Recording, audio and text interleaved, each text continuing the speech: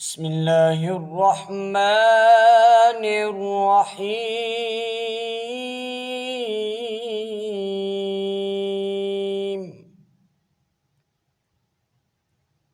ألم تر كيف فعل ربك بأصحاب الفيل؟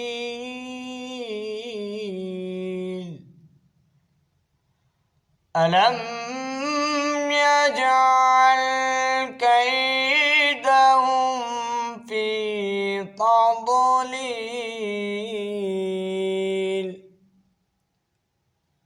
وأرسل عليهم طيرا أبابيل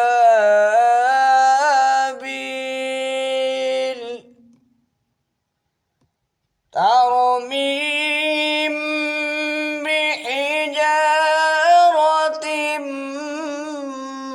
من سجيل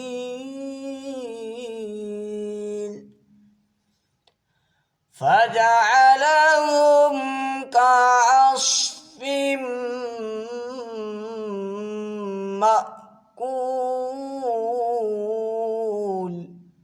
صدق الله العظيم.